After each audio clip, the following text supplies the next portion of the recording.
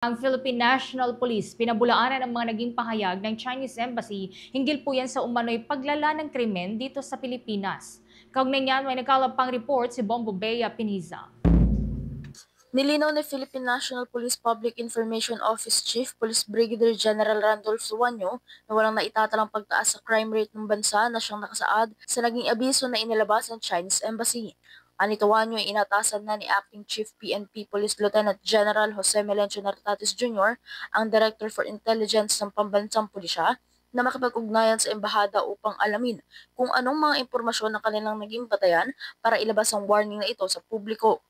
Paliwanag dito Suanyo, hindi lumalala ang krimen sa bansa bagkus ito ay bumababa dahil sa mas pinalakas at pinaigting na pagkakasa ng mga operasyon ng pulisya upang masugpo ang krimen. Anya, halos 16.5% ang ibinaba ng mga naitatalang krimen sa kasalukuyan kumpara noong Enero hanggang Agosto ng nakaraang taon na mayroong 26,969.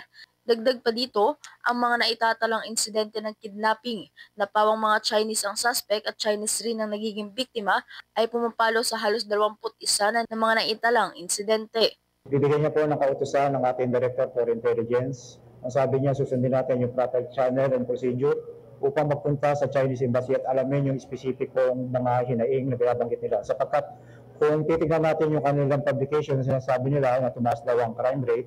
Kung crime rate po ang pag-uusapan natin, bumaba po tayo from 26,000 to 22,000 or 16.50% o bumaba siya ng 4,450. Kaya sabi po ni Chief PNP, utusan niya ang ating Director for Intelligence upang alamin yung kanilang eksaktong hinaing. Kung ang pag-uusapan naman natin ay crimes versus Chinese, ang nakikita naman natin kung kidnapping ang pag-uusapan, meron tayong insidente ng 21 incident.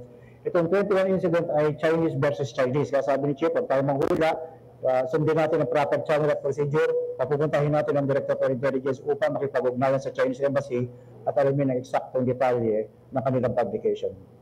Samantala, nanindigan naman ang Philippine National Police na hindi nila huhulaan ang mga naging batayan ng embahada para sa paglalabas ng pahayag na ito at patuloy na aalamin ang eksaktong detalye ng mga pahayag. Matatandaan naman na naglabas ang Chinese Embassy ng warning sa mga Chinese national students na maging maingat dahil sa banta ng mga krimen na tumatarget sa kanilang nasyonalidad. Yan muna ang mga updates mula dito sa Campo Crame. Ito si Bombo Bea Piniza and this is Bombo Radio Philippines, the #1 and most trusted source of news and information. Basta Radio, Bombo! For the most trusted source of news and information, visit our website at www.bomboradio.com. Follow us on Bombo Radio mobile app, Facebook, YouTube, TikTok, and X, formerly Twitter. Like, share, and stay connected. Anytime, anywhere.